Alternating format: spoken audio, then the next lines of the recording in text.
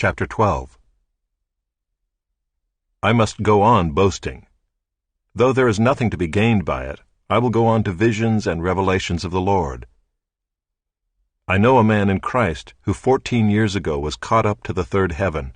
Whether in the body or out of the body, I do not know. God knows. And I know that this man was caught up into paradise. Whether in the body or out of the body, I do not know. God knows. And he heard things that cannot be told, which man may not utter. On behalf of this man I will boast, but on my own behalf I will not boast, except of my weaknesses.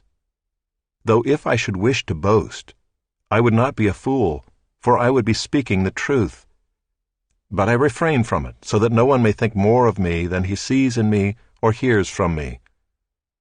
So to keep me from becoming conceited because of the surpassing greatness of the revelations, a thorn was given me in the flesh, a messenger of Satan to harass me, to keep me from becoming conceited. 3 times I pleaded with the Lord about this, that it should leave me. But he said to me, "My grace is sufficient for you, for my power is made perfect in weakness." Therefore I will boast all the more gladly of my weaknesses, so that the power of Christ may rest upon me.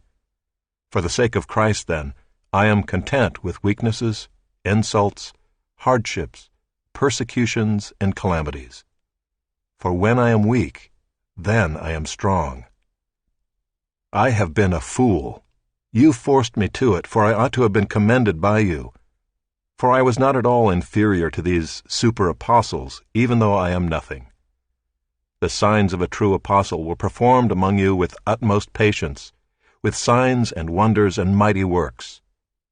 For in what were you less favored than the rest of the churches, except that I myself did not burden you? Forgive me this wrong. Here for the 3rd time I am ready to come to you, and I will not be a burden, for I seek not what is yours, but you. For children are not obligated to save up for their parents, but parents for their children. I will most gladly spend and be spent for your souls. If I love you more, am I to be loved less? But granting that I myself did not burden you, I was crafty, you say, and got the better of you by deceit. Did I take advantage of you through any of those whom I sent to you? I urged Titus to go, and sent the brother with him. Did Titus take advantage of you? Did we not act in the same spirit? Did we not take the same steps? Have you been thinking all along that we have been defending ourselves to you? It is in the sight of God that we have been speaking in Christ, and all for your upbuilding, beloved. For I fear that perhaps when I come I may find you not as I wish, and that you may find me not as you wish.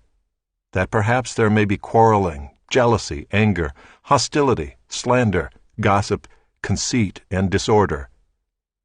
I fear that when I come again my God may humble me before you, and I may have to mourn over many of those who sinned earlier and have not repented of the impurity, sexual immorality, and sensuality that they have practiced.